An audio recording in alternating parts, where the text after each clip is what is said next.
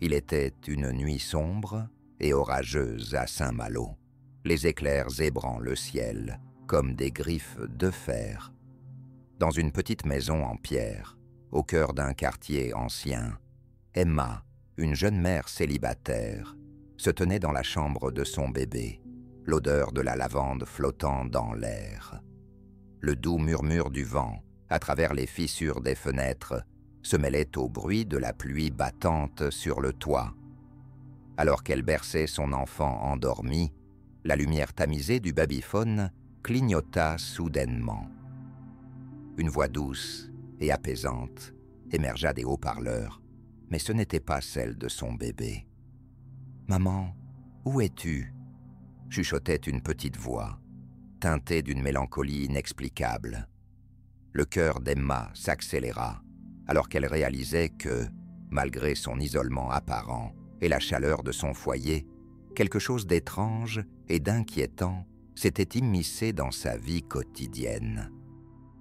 Cette intrusion sonore marquerait le début d'une enquête qui plongerait Emma dans les recoins les plus sombres de son nouveau chez-soi et l'obligerait à affronter un passé tragique qu'elle n'aurait jamais pu imaginer. Les jours passèrent, mais la voix sur le babyphone ne quittait pas l'esprit d'Emma. Chaque nuit, alors qu'elle s'enveloppait dans les draps de son lit, elle avait l'impression d'être observée, comme si les murs de sa maison murmuraient des secrets oubliés. Le matin, elle se levait avec une fatigue accablante, ses pensées tourbillonnant autour de cette étrange mélodie. Elle tentait de rationaliser ces sons, en se disant que peut-être c'était une interférence radio ou une simple farce de son esprit fatigué, mais chaque fois qu'elle tendait l'oreille, son cœur battait la chamade à l'idée d'entendre à nouveau cette voix enfantine. Emma passait ses journées à s'occuper de son fils Louis, un petit garçon aux grands yeux curieux qui absorbait tout avec une innocence désarmante. Pourtant, les rires qui résonnaient entre les murs lui semblaient désormais teintés d'une note d'angoisse sourde. La tension montait lentement. La voix persistante était devenue une ombre au-dessus de sa joie maternelle, un rappel constant que quelque chose clochait dans son nouvel environnement. Ses amis lui recommandèrent souvent des distractions pour oublier ses pensées troublantes, mais rien ne pouvait apaiser ce frisson glacé qui lui parcourait l'échine à chaque crépuscule.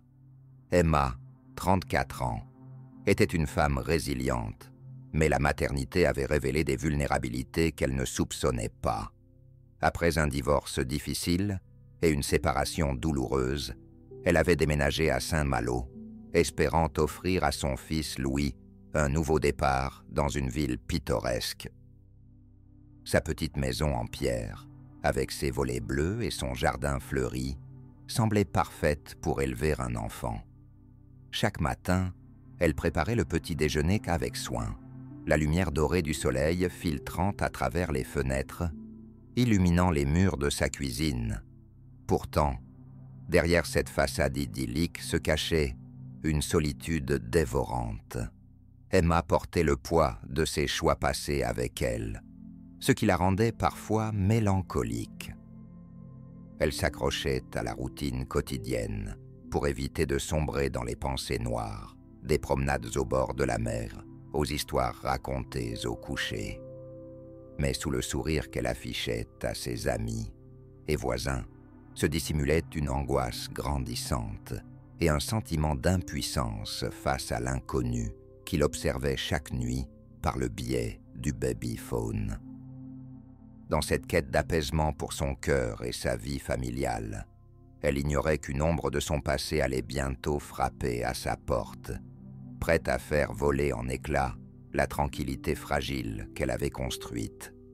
Les signes d'une menace invisible se multipliaient autour d'Emma, comme des nuages sombres s'accumulant dans le ciel. Chaque soir, alors que la maison se calmait et que Louis s'endormait paisiblement, elle scrutait la pièce avec un mélange de fascination et de terreur. Les crépitements du babyphone étaient devenus une mélodie lugubre, chaque grésillement une promesse de révélation troublante. Au fil des nuits, la voix d'enfant résonnait plus clairement, s'enrichissant de nuances désespérées. « J'ai peur, maman », disait-elle parfois, et cette phrase enflait l'angoisse d'Emma. Elle avait commencé à éviter les coins sombres de la maison, imaginant des silhouettes furtives derrière les meubles ou cachées sous le lit de Louis. Les bruits du vent devenaient menaçants, soufflant à travers les fissures, comme des soupirs désespérés. En plus de ces manifestations sonores effrayantes, Emma ressentait un malaise grandissant lorsqu'elle se mêlait aux autres mamans du quartier. Leur sourire chaleureux lui semblait désormais teinté de suspicion. Elle parlait souvent d'un enfant disparu dans la rue voisine il y a plusieurs années. Ce qu'elle prenait pour une simple coïncidence était en train de devenir trop palpable pour ignorer.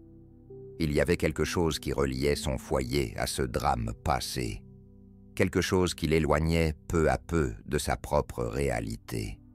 Une nuit, alors qu'Emma se tenait dans la cuisine, une tasse de thé chaud à la main, une mémoire lointaine refit surface comme un fantôme. Elle se remémora une visite chez un antiquaire, quelques semaines après son emménagement. L'endroit était encombré de meubles anciens et d'objets hétéroclites, et ce jour-là, elle avait craqué pour un berceau en bois sculpté, délicatement patiné par le temps. L'antiquaire, un homme aux yeux perçants, lui avait parlé du berceau avec une passion étrange, évoquant son histoire tragique. Il avait appartenu à une famille qui avait perdu leur enfant dans des circonstances mystérieuses. À l'époque, Emma n'avait pas prêté attention aux détails. Elle avait simplement cru que cette pièce apporterait une touche chaleureuse à la chambre de Louis. Mais maintenant, cette anecdote prenait tout son sens. Elle se remémorait chaque mot prononcé par l'antiquaire, comme s'il était gravé dans sa mémoire. « Les enfants sont des âmes sensibles », avait-il dit avec une gravité inattendue. Alors que le brouillard de l'angoisse enveloppait son esprit, Emma comprit que sa maison n'était pas seulement un refuge, elle pouvait aussi être un piège tissé par des histoires de douleur et de perte. Chaque murmure du babyphone résonnait désormais comme un appel désespéré d'un passé révolu. Et elle savait que pour apaiser cette voix triste qui hantait ses nuits, elle devait plonger dans les ténèbres de l'histoire de son foyer et découvrir ce qui s'était réellement passé. Le visage d'Antoine, l'antiquaire, lui revenait en mémoire avec une clarté troublante. Il était un homme dans la cinquantaine, avec des cheveux grisonnants et une stature imposante qui dégageait une aura d'autorité. Mais ce qui marquait surtout les esprits, c'était son regard, des yeux perçants, comme s'il cherchait à lire l'âme de ceux qui franchissaient le seuil de sa boutique. Emma se souvint qu'il avait toujours eu un air mélancolique, comme s'il portait le poids des histoires tragiques qu'il avait rencontrées au fil des ans. Les gens du quartier murmuraient souvent qu'Antoine était plus qu'un simple antiquaire. Certains l'appelaient même un gardien des secrets, un homme capable de percevoir les souffrances passées des objets qu'il vendait. Lors de leur échange, il avait révélé que le berceau avait vu naître un enfant au rire cristallin, mais aussi les pleurs d'une mère inconsolable après la disparition tragique du petit. Emma ne savait pas si elle pouvait lui faire confiance. Ses récits avaient toujours un ton mystérieux, comme s'il savait plus qu'il ne révélait. En repensant à cette rencontre, elle se sentit attirée par l'idée que cet homme pourrait être la clé pour comprendre les étranges événements qui perturbaient sa vie. Elle n'avait jamais envisagé d'interroger Antoine au sujet de cette histoire troublante, mais maintenant, elle comprenait qu'elle devait le faire. Chaque mot prononcé par ce gardien des secrets pourrait l'aider à éclaircir l'ombre qui pesait sur son foyer et à trouver le lien entre le berceau et la voix qui hantait ses nuits. La nuit était tombée sur Saint-Malo lorsque, armée de courage, Emma décida de retourner chez Antoine. La rue pavée était à peine éclairée par les lampadaires vacillants, donnant à l'atmosphère une teinte à la fois mystérieuse et sinistre. La boutique d'antiquité, avec sa devanture en bois et ses fenêtres obscurcies par la poussière, semblait se dresser comme un phare dans l'obscurité, attirant les âmes perdues. En entrant, l'odeur de vieux livres et de cire à meubles l'enveloppa, la transportant dans un autre temps. Antoine était là, derrière son comptoir encombré, le regard perçant fixé sur elle. Emma sentit un frisson parcourir son échine alors qu'elle s'approchait. L'endroit était faiblement éclairé. Les ombres dansaient sur les murs ornés d'objets anciens qui semblaient murmurer des secrets oubliés. Emma expliqua à Antoine ce qu'elle avait vécu depuis son emménagement et comment la voix de l'enfant surgissait du babyphone. Elle vit son visage se fermer légèrement alors qu'il écoutait attentivement. « Vous devez comprendre que certaines histoires ne veulent pas être oubliées, » murmura-t-il avec une gravité palpable. « Le berceau que vous avez acheté, il appartient à une famille brisée. » Antoine lui raconta que le garçon qui avait disparu s'appelait Julien. Il n'avait que 4 ans lorsqu'il avait disparu, sans laisser de traces, lors d'une promenade au bord de la mer. L'atmosphère devint soudainement lourde. Emma pouvait presque ressentir la douleur d'une mère, cherchant désespérément son enfant perdu. Les murs de la boutique semblèrent se resserrer autour d'elle, tandis qu'Antoine ajoutait que l'esprit du petit garçon errait encore dans les parages, cherchant à être entendu, cherchant sa mère désespérément. Ce récit glaçant résonnait dans l'esprit d'Emma comme une cloche au loin, annonçant un danger imminent qui ne pouvait plus être ignoré. Les jours qui suivirent furent un tourbillon d'angoisse pour Emma, alors qu'elle tentait de reconstituer les fragments de l'histoire tragique de Julien. Chaque détail semblait lui échapper, se dérobant comme une ombre fuyante à la lumière. Elle commença à établir un calendrier des événements, notant soigneusement tout ce qu'elle avait pu observer autour de sa maison. Le jour où elle avait emménagé, elle se souvenait d'avoir remarqué une série de fleurs fanées dans le jardin, discrètement cachées sous un buisson. Était-ce une coïncidence ou un signe du passé? Puis vint le soir, où elle avait entendu pour la première fois la voix sur le babyphone, résonnant avec une clarté glaçante qu'il avait tentée depuis. Emma se remémora également le visiteur inattendu, un voisin au visage inquiet, qui avait frappé à sa porte quelques jours après son déménagement.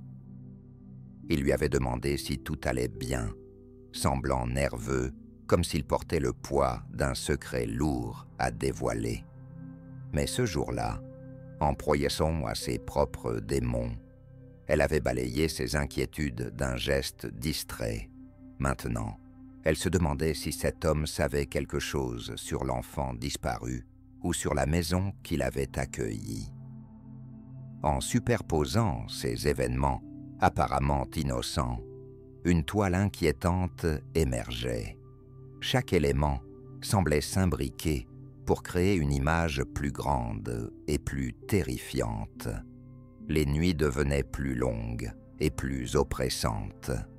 Le babyphone continuait de diffuser la voix de Julien, répétant des phrases comme « Maman, où es-tu » et « J'ai peur », chaque mot renforçant son lien avec l'esprit tourmenté de l'enfant disparu. Emma réalisait que les pièces du puzzle étaient là, mais il lui manquait encore un élément clé pour comprendre la portée réelle de ces événements troublants. La vérité se cachait quelque part entre les murmures des murs de sa maison et les souvenirs enfouis dans le temps, attendant que quelqu'un ait le courage de les affronter. La tension monta d'un cran lorsque, sur un coup de tête, Emma décida de confronter son voisin, Mark, cet homme dont elle n'arrivait pas à chasser le visage inquiet de son esprit. La lumière du jour déclinait, alors qu'elle se dirigea vers sa maison, et chaque pas semblait résonner dans son cœur comme un tambour battant. En frappant à sa porte, elle sentit une vague d'appréhension l'envahir. Que savait-il vraiment? Mark, la quarantaine bien entamée, ouvrit la porte avec un sourire aimable qui s'effaça rapidement en voyant l'expression déterminée d'Emma. Elle lui parla des bruits étranges et de la voix de Julien qui hantait ses nuits, des détails qu'elle avait appris sur le passé de la maison et l'histoire tragique de l'enfant disparu. À sa grande surprise, les yeux de Mark s'assombrirent alors qu'il écoutait attentivement. Il avait vécu dans le quartier depuis toujours et connaissait les histoires qui circulaient. « Oui, Julien, c'est terrible ce qui s'est passé, » murmura-t-il finalement, sa voix empreinte d'une émotion palpable. Mais lorsqu'Emma lui demanda s'il avait remarqué des choses étranges ou si quelqu'un avait mentionné des événements récents concernant l'enfant disparu, il balaya la question d'un geste furtif. « Écoutez, il vaut mieux ne pas en parler, » dit-il précipitamment, avant de se ressaisir. Un frisson parcourut Emma. Elle comprit que quelque chose ne tournait pas rond dans son attitude. Les contradictions dans ses paroles étaient frappantes. Il semblait désireux d'aider tout en gardant une réserve palpable. Elle nota mentalement chaque détail de leurs échanges. Le ton nerveux de sa voix, le regard fuyant qui accompagnait ses réponses, comme autant d'indices suggérant qu'il devait en savoir plus qu'il ne voulait bien admettre. L'interaction laissa Emma troublée et déterminée à explorer davantage. Les secrets enfouis commençaient à émerger lentement des ombres du passé. Mais la peur grandissait aussi dans son cœur face à ce qu'elle pourrait découvrir. Pour Emma, les jours qui suivirent furent une spirale de confusion et de quête désespérée de vérité. Mais elle savait qu'elle avait besoin d'un avis expert pour naviguer dans les eaux troubles de son enquête. C'est ainsi qu'elle contacta le docteur Claire Moreau, une psychologue spécialisée dans les traumatismes d'enfants disparus et les phénomènes liés à la mémoire traumatique. Rencontrée dans un café au décor apaisant, Claire était une femme d'une 50aine d'années, avec des cheveux argentés et un regard perçant qui semblait capable de déceler les douleurs cachées derrière chaque mot. Lorsqu'Emma lui expliqua son histoire, elle observa attentivement sa réaction, notant chaque fluctuation émotionnelle sur son visage. « Étonnant, ce que vous entendez peut être lié à la mémoire traumatique, » commença Claire avec un calme réconfortant. Les enfants, en particulier ceux qui ont subi des pertes tragiques, peuvent chercher à communiquer leur douleur, même après leur départ. Cela pourrait être l'esprit de Julien tentant de se faire entendre. Le cœur d'Emma se serra à cette idée. Cela signifiait qu'elle était en train de vivre quelque chose de bien plus vaste et plus terrifiant qu'elle ne l'avait imaginé. Claire poursuivit en évoquant le concept d'un lien émotionnel, une connexion profonde entre un enfant disparu et ceux qui restent, souvent renforcés par des objets ou des souvenirs associés. En écoutant la psychologue, Emma ressentait une montée d'espoir mêlée à la peur. Si ce que disait Claire était vrai, elle devait agir rapidement pour aider cet esprit tourmenté à trouver la paix. La conversation se transforma en un échange passionné, où elles explorèrent les implications des histoires tragiques qui peuplèrent le quartier et l'éventuelle présence d'autres âmes perdues cherchant à se manifester. Le docteur Moreau proposa même d'explorer la maison avec elle pour identifier des éléments potentiellement liés à l'histoire de Julien. Cette offre éveilla en Emma une flamme d'espoir.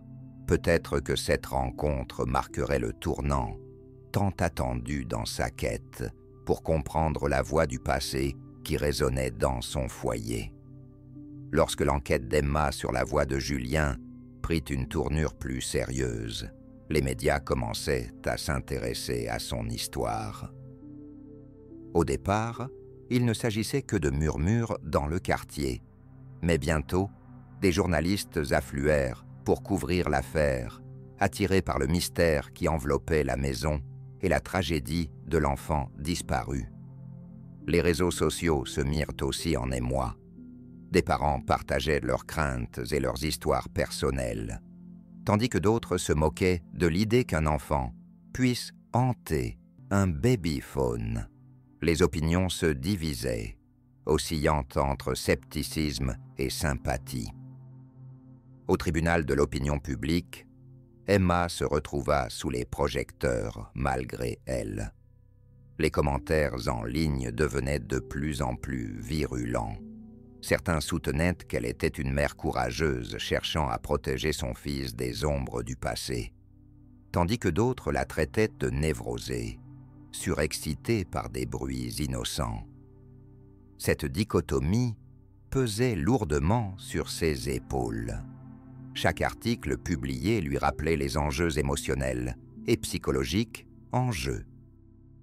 Les avocats spécialisés dans les affaires d'enfants disparus commencèrent aussi à examiner le cas de Julien sous un angle juridique, cherchant à comprendre comment une telle tragédie avait pu se produire sans qu'aucune réponse définitive ne soit donnée. Dans ce contexte médiatique chaotique, Emma devait naviguer avec soin. Elle réalisa que son témoignage devant les caméras pourrait éventuellement faire éclater la vérité ou reléguer son histoire au rang des sensations faciles. Lorsque Claire prit place à ses côtés lors d'une interview télévisée, leur échange devint un moment décisif. Elles parlèrent non seulement de l'histoire de Julien, mais aussi des implications émotionnelles pour toutes les familles touchées par la disparition d'un enfant. En énonçant ces vérités douloureuses devant les téléspectateurs, elles espéraient susciter l'empathie du public et encourager ceux qui avaient connu des pertes similaires à partager leurs propres histoires. Ce moment marqua un tournant.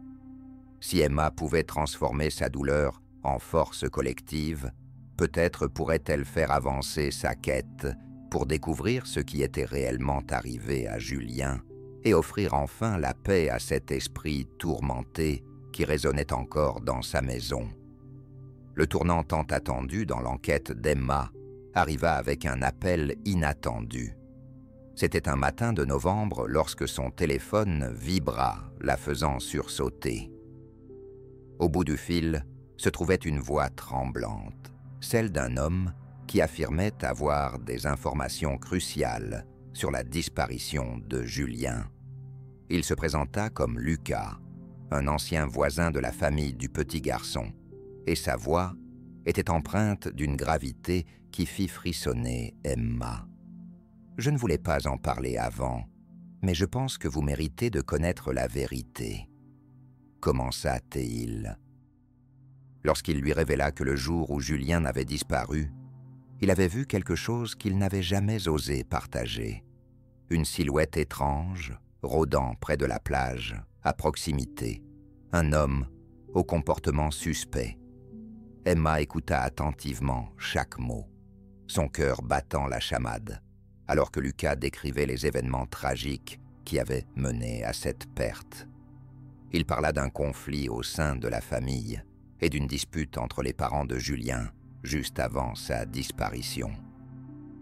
Ce fut un choc pour Emma. Elle réalisait que l'histoire ne se limitait pas à une simple tragédie, mais s'inscrivait dans un contexte plus vaste d'amour, de colère et de désespoir. L'apparition soudaine de Lucas dans sa vie agita les eaux troubles du passé et offrit une nouvelle perspective sur ce qui avait pu arriver. En travaillant avec Claire pour organiser une rencontre avec Lucas, ils découvrirent ensemble des détails supplémentaires qui pourraient relier le mystère à un coupable potentiel. Les pièces du puzzle commençaient enfin à s'imbriquer.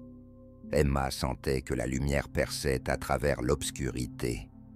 Un sentiment d'urgence l'envahit, alors qu'elle réalisait que chaque moment était précieux pour résoudre cette affaire et offrir enfin une paix bien méritée à Julien. Le jour où ils confrontèrent ensemble le passé au bord de la mer fut décisif. Épuisée mais résolue, Emma se tenait là, face aux vagues déchaînées, prête à affronter non seulement ses propres peurs, mais aussi les fantômes du passé. La confrontation finale avec les vérités cachées conduisit finalement à des révélations choquantes. Ce n'était pas seulement l'histoire d'un enfant disparu, mais celle d'une communauté brisée par le silence et la douleur. En apportant cette vérité à la lumière, Emma réussit non seulement à retrouver l'identité de l'enfant perdu, mais aussi à réparer les cœurs fracturés autour d'elle, transformant une tragédie en espoir et en guérison collective.